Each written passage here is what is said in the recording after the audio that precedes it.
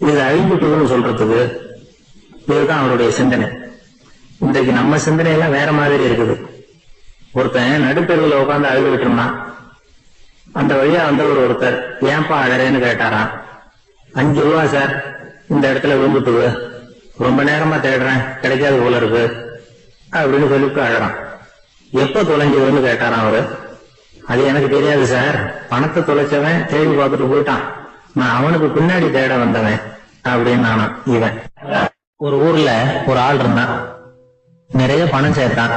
அவனுக்கு சம்பாதிக்க தெரியுமே தவிர செலவு பண்ண தெரியாது. மகா கஞ்சன். காசை கையில எடுக்கவே மாட்டான். எடுத்தா செலவு செய்ய வேண்டியிருக்குமே. அதனால இப்படியே அவன் காலத்தை ஓட்டி விட்டான். வயசாயிட்டது.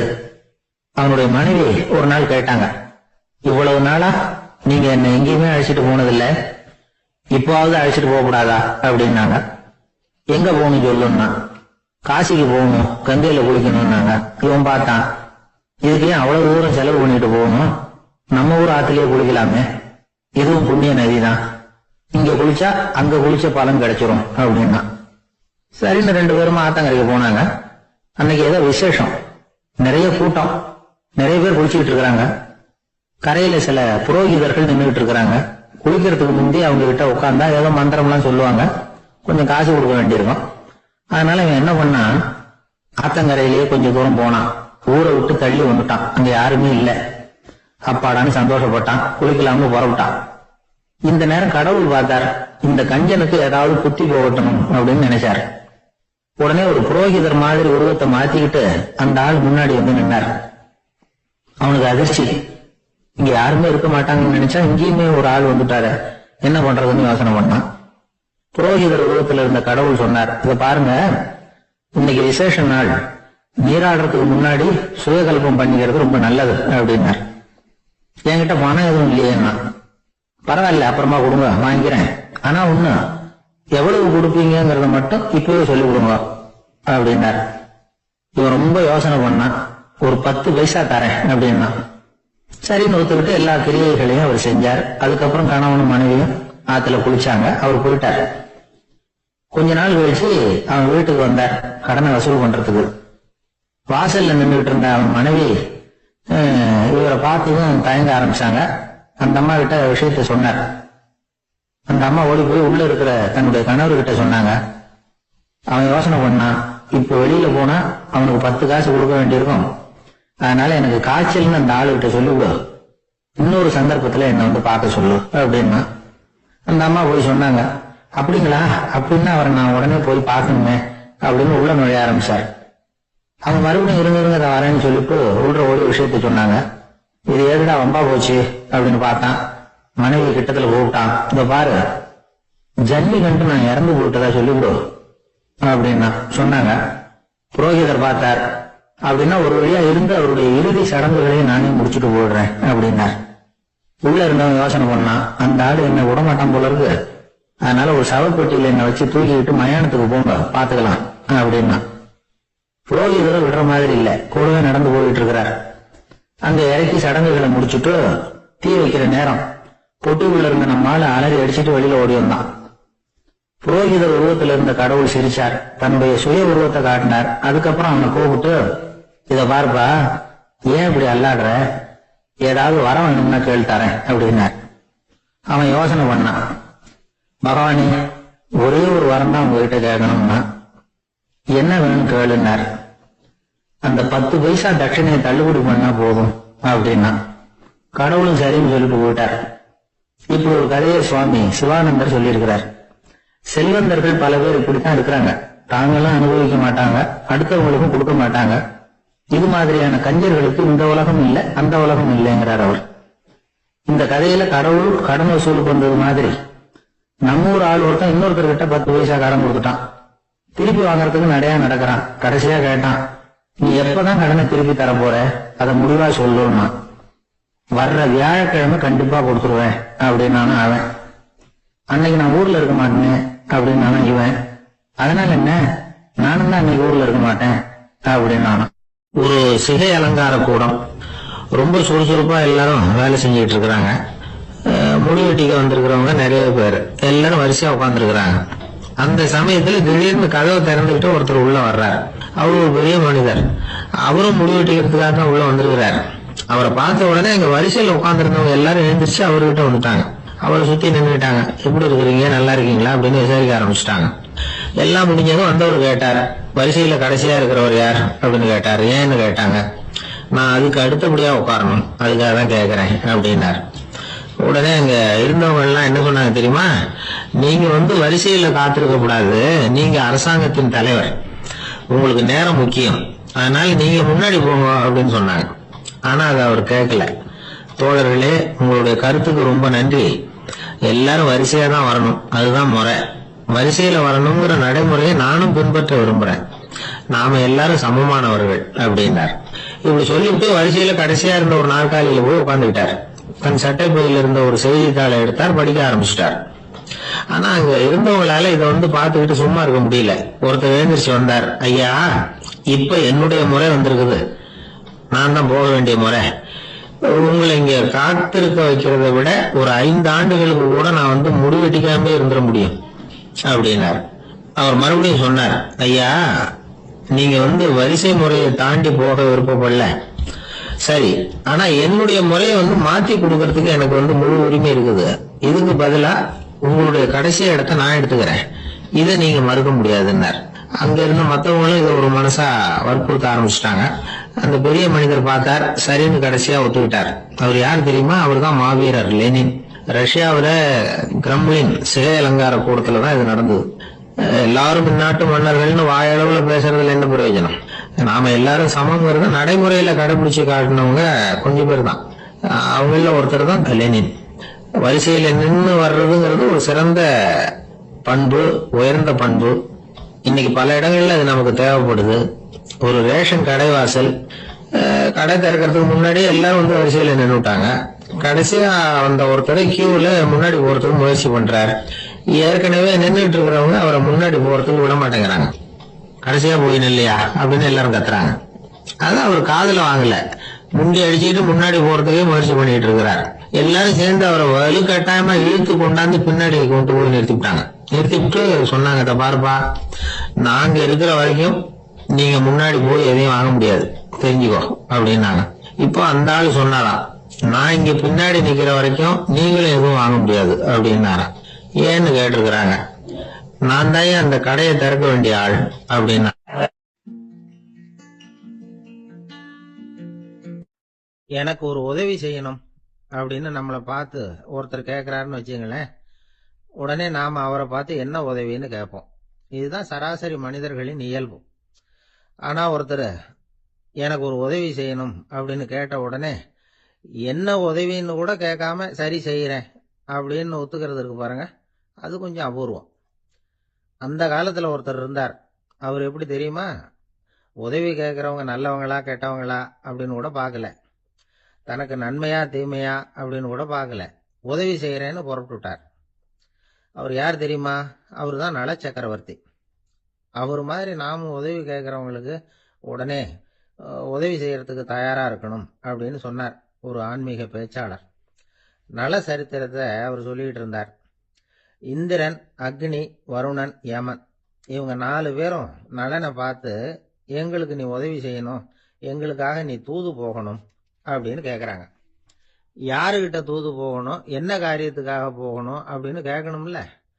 நலன் அப்படி கேட்கவே இல்லை. உடனே சரின்னு ஒத்துக்கிறான். அதுக்கப்புறம் அவங்க விவரம் சொல்றாங்க, என்ன உதவி, யாருகிட்ட தூது போகணும் அப்படிங்கிற விவரத்தை சொல்றாங்க. நலனுக்கும் அப்புறம் தான் புரியுது, எந்த தமயந்தியை இவன் காதலிச்சானோ, எந்த தமயந்தின் சுயம்பரத்துக்காக இவன் போய்கிட்டு இருக்கிறானோ அந்த தமயந்திய பார்த்து தங்களுக்காக அவகிட்ட வாதாடணும், பேசணும், தங்களில் ஒருத்தரை கல்யாணம் பண்ணிக்கும்படியா கேட்கணும் அப்படின்னு அவங்க 4 பேரும் நலன்கிட்ட கேட்கறாங்க. இத கேட்டதும் நலன் கொஞ்சம் கூட முகம் சுளிக்கல, பதட்டப்படல. நேரா தமயந்தி கிட்ட போறான். இந்திரன், அக்னி, வருணன், யமன் இவங்களோட சிறப்புகளை எடுத்து சொல்றான். இவங்கள ஒருத்தரை கல்யாணம் பண்ணிக்கலாம் அப்படின்னு சொல்லி கேட்டுக்கிறான். ஆனா இதுக்கு தமயந்தி சம்மதிக்கல. சுயம்பரம் நடக்குது, அவ நலனை தேர்ந்தெடுக்கிறா. அந்த 4 பேரும் நலனுக்கு நிறைய வரங்கள்லாம் கொடுக்குறாங்க. அதுக்கப்புறம் இப்படி போகுது கதை. இதுல நாம கவனிக்க வேண்டியது என்னன்னா, உதவின்னு கேட்ட உடனே என்ன உதவின்னு கேட்காம சரி செய்யறேன்னு சொன்னான் பாருங்க, அதை கொஞ்சம் சிந்திக்கணும். செய்யறேன்னு ஒத்துக்கிட்டதுக்கு அப்புறம் அது என்ன உதவின்னு தெரிஞ்சும் முகம் சுளிக்காம அதை செஞ்சான் பாருங்க, அதையும் கொஞ்சம் சிந்திக்கணும். நம்மால் ஒருத்தர் ஒரு நண்பனை தேடி போனா, எனக்கு ஒரு உதவின்னா சரி சொல்லுன்னா, இப்போ உங்ககிட்ட 2 கார் இருந்தா என்ன பண்ணுவேன்னா உடனே அதுல ஒண்ணு உங்ககிட்ட கொடுத்துருவேன்னா, அவன் உங்ககிட்ட 2 பங்களா இருந்தா என்ன பண்ணுவேன்னா அதுல ஒண்ணு உங்ககிட்ட கொடுத்துருவேன்னா, உங்ககிட்ட 2 பேனா இருந்தா என்ன பண்ணுவேன்னா அதுல ஒரு பேனாவை உங்ககிட்ட கொடுக்க மாட்டேன்னா அவன். ஏன்டா அப்படி சொல்றேன்னா, ஏன்னா இப்ப நிஜமாவே என்கிட்ட 2 பேனா இருக்கு, அதனால அப்படி சொல்றேன் அப்படின்னு நானா அவன். தானத்துல சிறந்தது எது அப்படின்னு ஒரு கேள்வியை கேட்டு, தானத்துல சிறந்தது நிதானம் அப்படின்னு அதுக்கு ஒரு பதிலும் சொல்றவங்க உண்டு. நிதானம் ரொம்ப அவசியம், அதுவும் இன்றைய உலகத்துக்கு ரொம்ப அவசியம். இன்னைக்கு உலகம் ரொம்ப பரபரப்பா போயிட்டு இருக்குது. பொறுமையா இருக்கணும்னு நினைக்கிறவங்களால கூட அப்படி இருக்க முடியறதில்ல. பொறுமையை சோதிக்கிறது மாதிரி பல சம்பவங்கள், அதையெல்லாம் சந்திச்சே தீர வேண்டி இருக்குது. எங்க போனாலும் கியூல நிக்க வேண்டி இருக்குது, எங்க போனாலும் காத்துக்கிட்டு இருக்க வேண்டியிருக்கு. ஆபீஸ்லயோ வீட்லயோ கூட நீங்க நிதானமா பொறுமையா நடந்துக்க தெரியலன்னா உங்களுக்கு சிடுமூஞ்சி, முசுடு இப்படிலாம் பேர் வச்சிருவாங்க. அது உங்களுக்கு தேவையா? சரி, வாழ்க்கையில பொறுமைசாலின்னு பேர் வாங்கறதுக்கு என்ன வழி? முதல் பாயிண்ட், நீங்க நினைக்கிறது, எதிர்பார்க்கறது, செய்யறது எல்லாமே 100% கரெக்டா நடக்கணும்னு ஆசைப்படக்கூடாது. எதுவா இருந்தாலும் அதுல ஓரளவுக்கு தவறு நடக்கலாம் அப்படிங்கறத எதிர்பார்த்தே இருக்கணும். ஓரளவுக்கு அதை அனுமதிக்கணும். ஒரு நண்பரை 6 மணிக்கு ஒரு இடத்துக்கு வர சொல்லி இருக்கிறீங்க, 6 மணிக்கு அவர் வரல, உடனே பொறுமை இழந்து நடந்துக்க கூடாது. ஒரு 10 நிமிஷம் டிலே ஆகலாம். ஒரு வர்ற வழியில பஸ்ஸு கூட ஏதாவது டிராபிக்ல மாட்டிருக்கலாம். அதெல்லாம் எதிர்பார்த்தே கொஞ்சம் காத்திருக்கிறதுல ஒன்றும் தப்பு இல்லை. சில சமயம் டிலே ஆகிறது கூட நல்லதா முடியும். ஒரு பஸ்ஸை தவற விட்டுட்டு ஐயோ கொஞ்சம் ஒரு 2 நிமிஷம் முன்னாடி வந்திருந்தா பிடிச்சிருக்கலாமே அப்படின்னு தவிச்சுக்கிட்டு இருப்பாங்க சில பேர். அடுத்தபடியா வர்ற பஸ் நேரடியா நீங்க போக வேண்டிய இடத்துக்கே கொண்டு போய் விடுற பஸ்ஸா கூட இருக்கலாம். அது உங்களுக்கு முன்னாடி தெரியாதுல்ல. சில நெருக்கடியான சூழ்நிலைகளை தமாஷா எடுத்துக்கிறதுக்கு பழகிக்கணும். சில இடங்களுக்கு போறப்ப காத்திருக்கிறதுக்கு நம்ம மனசை தயார்படுத்திக்கிட்டே போகணும். ஒரு ரயிலுக்கோ பஸ்ஸுக்கோ அல்லது விமானத்துக்கோ கப்பல் பிரயாணத்துக்கோ போறப்போ அங்க போய் நீங்க மணிக்கணக்கில் கூட காத்துக்கிட்டு தான் இருக்கணும். புறப்படுற நேரம் கூட மாறலாம். நீங்க போய் சேர்ந்ததும் அது உடனே புறப்படணும்னு கட்டாயமா என்ன? அது மாதிரி சமயத்துல படிக்கிறதுக்குன்னு சில சுவாரஸ்யமான புத்தகங்களையும் கையில் எடுத்துக்கலாம். உங்களை சுத்தி எவ்வளவோ சுவாரஸ்யமான சம்பவங்கள் நடந்துகிட்டு இருக்குது இல்ல, அதையெல்லாம் வேடிக்கை பாருங்க. எதுக்காக காத்துக்கிட்டு இருக்கிறோமோ அந்த காரியத்துல உண்மையாவே நமக்கு ஒரு அக்கறை இருந்தா நமக்கு போர் அடிக்காது. சில கோயில்கள்ல பார்த்திருப்பீங்க, தரிசனத்துக்காக பக்தர்கள் நாள் கணக்குல காத்துக்கிட்டு இருப்பாங்க. அவங்க எல்லாம் அழுத்துக்கிறது இல்ல. ஆண்டவனை தரிசிக்கணுங்கிற உண்மையான அக்கறை இருக்கிறதுனால அவங்களுக்கு போர் அடிக்கிறது இல்லை. ஆனா சில சினிமா தியேட்டர்ல கூட பார்க்கலாமே, சினிமா கியூ கூட அப்படிதான். சாயந்தரம் 6 மணி ஆட்டத்துக்கு காலம்பரம் 6 மணிக்கே போய் கூட காத்துக்கிட்டு இருப்பாங்க. அவங்களுக்கெல்லாம் போர் அடிக்காது, படம் பார்க்குற ஆர்வம். இன்னொரு முக்கியமான விஷயத்த நாம பழக்கப்படுத்திக்கணும். லிவ் ஃபார் தி மூமெண்ட் அப்படிங்கிறாங்க நிபுணர்கள். ரொம்ப பேர் எப்படின்னா அடுத்தபடியா நடக்க போற விஷயத்திலேயே கவனமா இருப்பாங்க. அந்த நினைப்புலயே இந்த நிமிஷத்தை பொறுமை இல்லாம கழிப்பாங்க. ஒருத்தர் இருக்கார், அவர் எப்படின்னா ஆபீஸ் முடியறதுக்குள்ளேயே சார் 5 மணிக்கெல்லாம் ரெடியா இருங்க, நாம அந்த ஹோட்டல்ல போய் டிஃபன் சாப்பிடணும் அப்படின்னு 4 மணிலேருந்து சொல்லிட்டு இருப்பார். 4:55 பரபரப்பா ஓடி வருவார். 2 பேரும் புறப்படுவோம், ஹோட்டலுக்கு போவோம், சாப்பிட்டுக்கிட்டு இருப்போம். அப்படி சாப்பிட்டுட்டு இருக்கிறப்ப சார் சாப்பிட்டு முடிச்சது நேரா ஒரு ஜவுளி கடைக்கு போறோம் அப்படிம்பார். பரபரக்க சாப்பிட்டு முடிப்பார், புறப்படுவார். ஜவுளி கடையில அவசரமா சீக்கிரம் பில் போடுங்க சார், சினிமாவுக்கு நேரம் ஆயிடும் பாரு. சினிமா தியேட்டர்ல உட்காந்து அடுத்தபடியா எங்க டின்னர் சாப்பிடுறதுன்னு யோசனை பண்ணிட்டு இருப்பார். ராத்திரி படுக்கையில விழுந்ததுக்கு அப்புறமும் நாளைக்கு காலையில எழுந்திரிச்சதும் அதை பண்ணணும் இதை பண்ணணும்னு திட்டம் போட்டுக்கிட்டே இருப்பார். அதாவது எப்பவும் அடுத்த நிமிஷம், அடுத்த நாள், அடுத்த வாரம், அடுத்த வருஷம், இதுதான் அவங்க சிந்தனை. இந்த நிமிஷம் என்ஜாய்மெண்ட்டை அவங்க இழந்துடுறாங்களாம். அதனாலதான் வாழ்நாள் பூரா பொறுமையின்மை, அவஸ்தை, அல்லல். அதனால நாம எல்லாரும் வாழ்க்கையில நிதானமா இருக்கிறதுக்கு கத்துக்கணுமா. அதுக்காக இந்த நிதானத்துக்கு வேற விதமான அர்த்தம் பண்ணிக்க கூடாது. ஒருத்தர் அப்படித்தான் ஒரு தடவை அவருடைய குதிரை காணாம போயிட்டுதான். அதுக்காக அவர் கவலைப்படல, நிம்மதியா இருந்தார், சந்தோஷமா இருந்தார். என்ன சார் இது, உங்க குதிரை திருட்டு போயிட்டுதுங்கிறீங்க, நீங்க கவலைப்படாம இருக்கிறீங்களே அப்படின்னு கேட்டாங்களாம். அதுக்கு அவர் சொல்லியிருக்கார், நல்ல வேலை சார், கட்டியிருந்த குதிரை காணாம போயிருக்குது. நான் அது மேல உட்கார்ந்து இருக்கிற சமயம் அது காணாம போயிருந்ததுன்னா, திருட்டு போயிருந்ததுன்னா நானும் சேர்ந்துல காணாம போயிருப்பேன். அப்படின்னாராம். எவ்வளவு நிதானமான ஆள் பாருங்க. ஒரு நாள் காலை நேரம் ஒரு குரு படுக்கையை விட்டு எழுந்திருக்கிறார். உடனே சீடர்களை பார்த்து எல்லாரும் இப்படி வாங்கங்கிறார். எல்லாரும் வர்றாங்க வேகமா. என்னங்க வேணும் உங்களுக்கு அப்படிங்கிற மாதிரி எல்லாரும் குருவை பார்த்தாங்க பயபக்தியோட. குரு அந்த சீடர்களை பார்த்து, இதை பாருங்க, இப்ப நான் ஒரு சிக்கலான விவகாரத்துல மாட்டிக்கிட்டு இருக்கிறேன், அதை நீங்க தீர்த்து வச்சா நல்லதுன்னார். சீடர்களுக்கு ஒன்றும் புரியல. என்ன இது இவர் இப்படி சொல்றாரு? நமக்குள்ள எல்லா விவகாரங்களையும் தீர்த்து வைக்கிறவர் நம்ம குருநாதர், அவருடைய விவகாரத்தை நாம தீர்த்து வைக்கிறதா?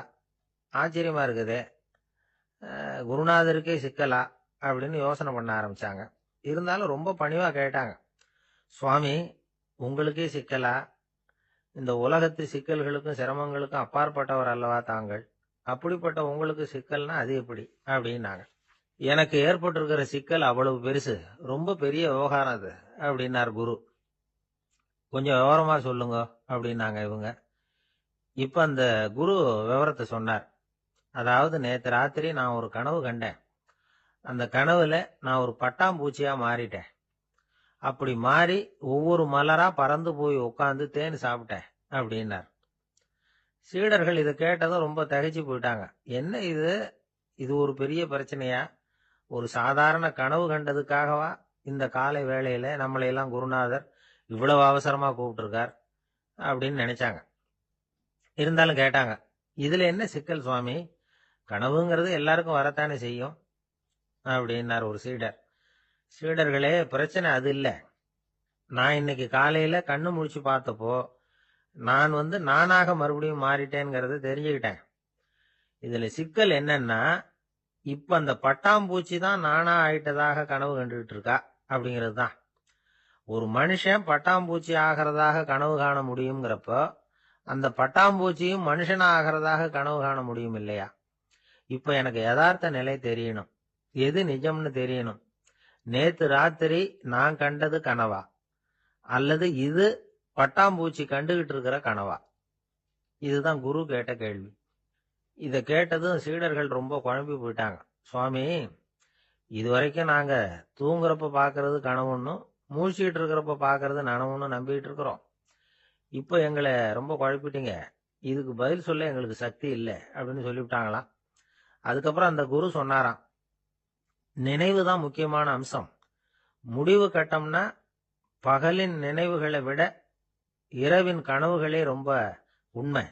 ஒருத்தன் தூங்க போனா தூங்கிக்கிட்டே இருந்தா அவன் காணும் கனவு பொய்ங்கிறத அவன் உணர மாட்டான்.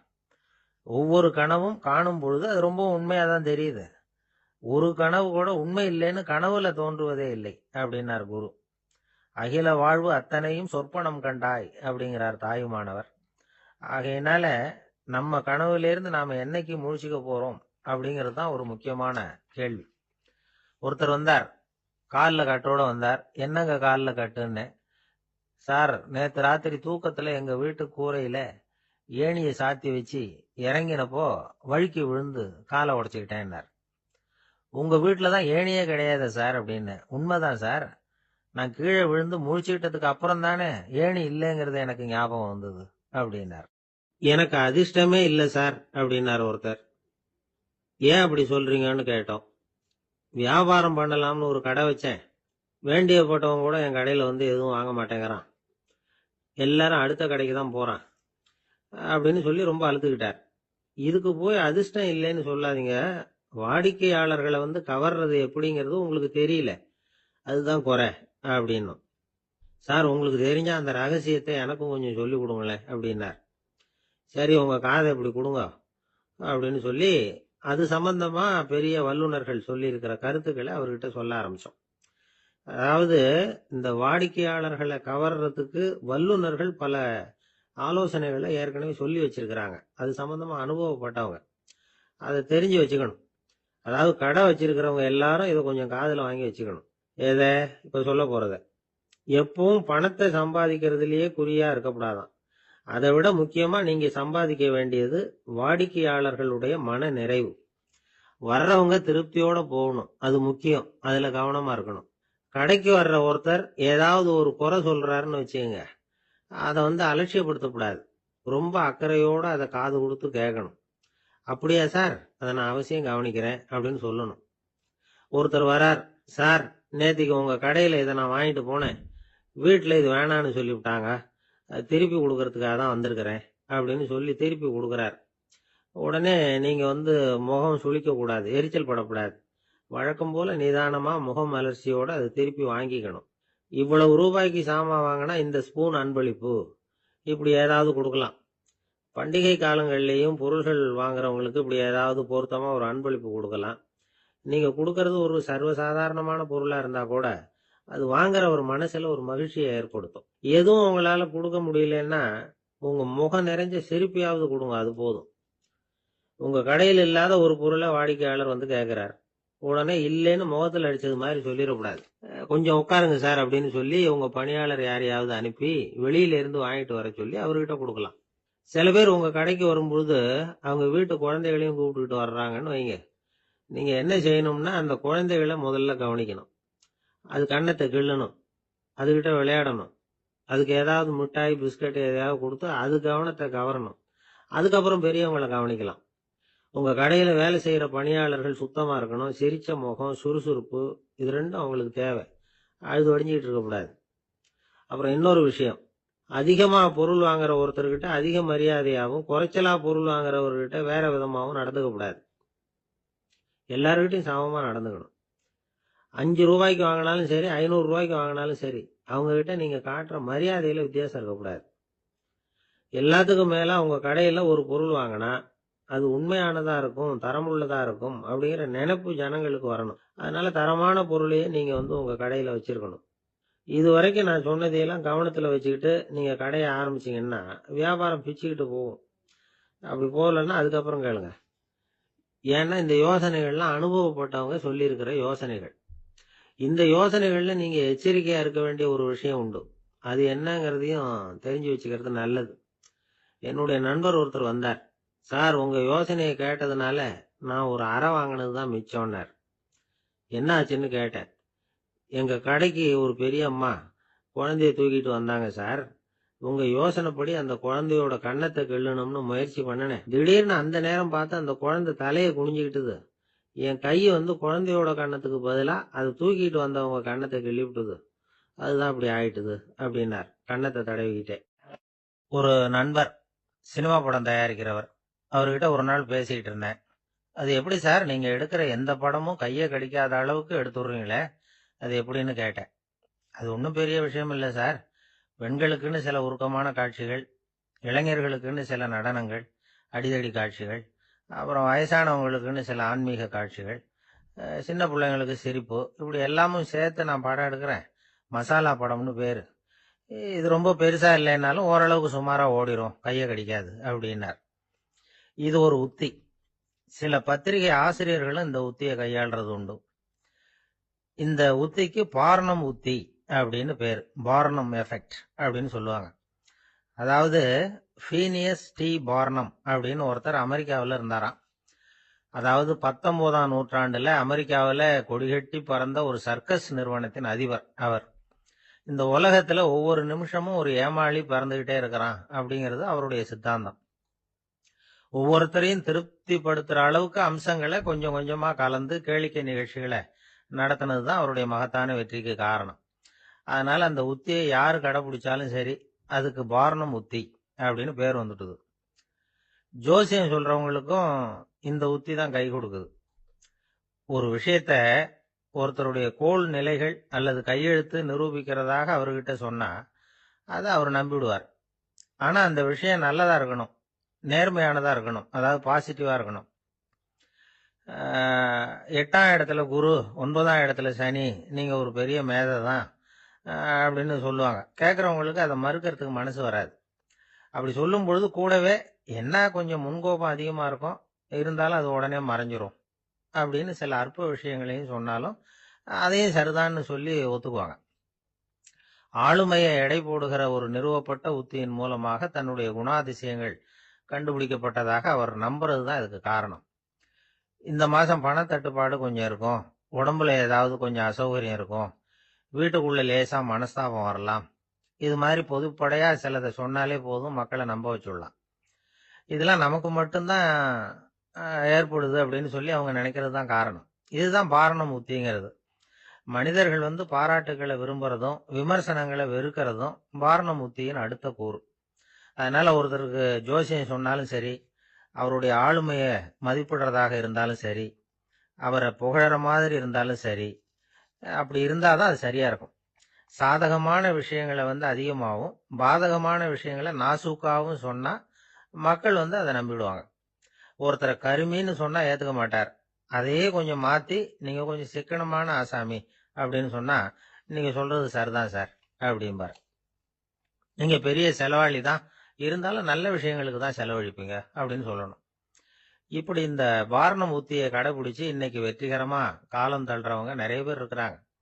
இந்த உலகத்துல ஒவ்வொரு நிமிஷமும் ஒரு ஏமாளி பறந்துகிட்டே இருக்கிறான் அப்படிங்கிறது தான் ஃபீனியஸ் பார்னம் அவர்களுடைய நம்பிக்கை. அதை விட அடுத்தவங்களை ஏமாளியா நினைக்கிற மனுஷர்கள் தான் இன்னைக்கு உலகத்துல ரொம்ப அதிகம். ஒருத்தர் தன்னுடைய மேல் அதிகாரிகிட்ட போய், ஐயா ஒரு நாள் லீவு வேணும், என் தங்கச்சிக்கு கல்யாணம் அப்படின்னார். அவரு பார்த்தார், ஒரு 10 நிமிஷம் வெளியில இருங்கன்னார். 10 நிமிஷம் கழிச்சு கூப்பிட்டார், இத பாருங்க, நீங்க சொல்றது பொய். இப்போ உங்க தங்கச்சிக்கு போன் பண்ணேன், அவங்க தனக்கு 2 வருஷத்துக்கு முன்னாடியே கல்யாணம் ஆயிட்டதாக சொல்றாங்க அப்படின்னார். உடனே இவரு சொன்னார், சார் இப்போ நீங்க சொல்றதும் பொய்யாதான் இருக்கணும், ஏன்னா நிஜமா எனக்கு ஒரு தங்கச்சியே கிடையாது அப்படின்னார். கப்பல் கடல்ல போயிட்டு இருக்கு. புயல், சூறாவளி, அலையெல்லாம் பெருசு பெருசா ரொம்ப உயரமா உண்டாகுது. கடுமையான காற்றிலேயும் வேகமான அலைகள்லேயும் சிக்கி அந்த கப்பல் தடுமாறுது. திசை மாறி போச்சு. எந்த பக்கம் போயிட்டு இருக்கிறோம்னே தெரியல. அந்த கப்பலை செலுத்திக்கிட்டு இருந்த மாலுமி ரொம்ப சாமர்த்தியமா செயல்பட்டார். தன்னுடைய அறிவாற்றலையும் திறமையையும் முழுமையா பயன்படுத்தினார். அந்த கப்பலை கட்டுப்படுத்தினார். மெதுவா அந்த சூறாவளியிலிருந்து கப்பலை காப்பாத்தி கரைக்கு கொண்டுட்டு சேர்த்துட்டார். மாலுமின்னு ஒருத்தர் இருந்ததுனால அந்த மரக்கலம் காப்பாற்றப்பட்டது. மாலுமின்னு ஒருத்தர் இல்லைன்னு வச்சுக்குங்க, அந்த கப்பலோட கதி என்னவா இருக்கும் யோசிச்சு பாருங்க. ஒரு கோபக்காரனுடைய நிலைமையும் அப்படித்தானா. கோபக்காரன்கிறவன் ஒரு மாலுமி இல்லாத மரக்கலம் அப்படிங்கிறார் நபிகள் நாயகம். கொந்தளிக்கிற கடல்ல கொடுமையான அலைகளின் உச்சியில அல்லல் படுகிற மரக்கலத்தை விட மோசமானது கோபக்காரனின் நிலைமை அப்படிங்கிறது அவருடைய கருத்து. அது மாதிரி இதுன்னு சொல்லல, அதை விட மோசம் இது அப்படிங்கிறார். ஏன் தெரியுமா? ஒரு கப்பல் கடல்ல தடுமாறுனா அதை சரிப்படுத்த மாலுமி இருக்கிறார். அவர் தன்னுடைய சாமர்த்தியத்தினால அதை கட்டுப்படுத்தி சரியான வழிக்கு கொண்டுட்டு வந்துருவார். ஆனா கோபக்காரனுடைய நிலைமை அப்படி இல்லை அப்படிங்கிறார் நபிகள் நாயகம். மனித மனம் ஒரு மரக்கலம், அறிவு அதுல இருக்கிற மாலுமி. மாலுமி மரக்கலத்தை செலுத்துறான், அவனுக்கு கட்டுப்பட்டு அது ஓடுது. ஆனா கோபக்காரன்கிற மனுஷங்கிட்ட அறிவுங்கிற மாலுமி சரியா வேலை செய்ய மாட்டான்.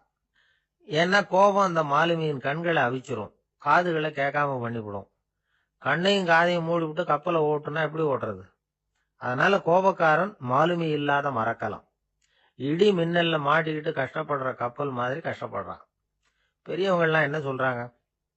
உனக்கு கெடுதல் பண்ணவனுக்கும் நீ நன்மையை செய், எவருடைய விருப்பு வெறுப்பையும் பொருட்படுத்தாதே, பரம எதிரிக்கும் நீ நன்மை செய்ய ஆரம்பிச்சா உன்னுடைய தூய நிலையை பார்த்துட்டு அவனும் உனக்கு நெருக்கமான நண்பனா ஆயிடுவான். இதுதான் பெரியவங்க நமக்கு சொல்லி இருக்கிறது. புனித குர்ஆன் சொல்றது என்ன?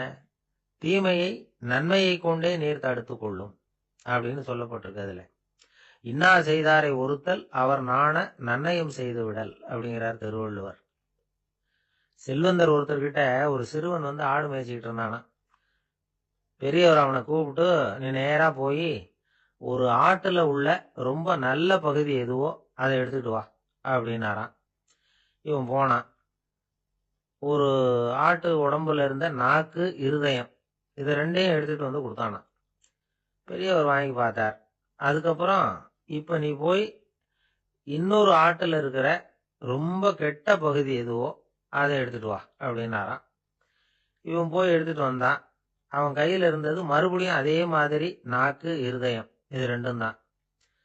என்னது இப்பவும் அதையே கொண்டுட்டு வந்திருக்கிற அப்படின்னாராம் பெரியவர். இவன் சொன்னானா, ஒரு உடம்புல உள்ள ரொம்ப நல்ல பொருளும் இதுதான், ரொம்ப கெட்ட பொருளும் இதுதான் அப்படின்னானா. இளம் வயசுல இப்படி பதில் சொன்னவர் தான் பேரறிஞர் லுக்மானுல் ஹக்கீம் அவர்கள். கோபப்படாம இருந்தா இது ரெண்டும் நல்லா வேலை செய்யும், கோவப்பட்டா இது ரெண்டும் மோசமா வேலை செய்யும். அதை புரிஞ்சுக்கிறதுக்காகத்தான் இன்னைக்கு இந்த தகவல். கோபம் வந்துட்டா நாம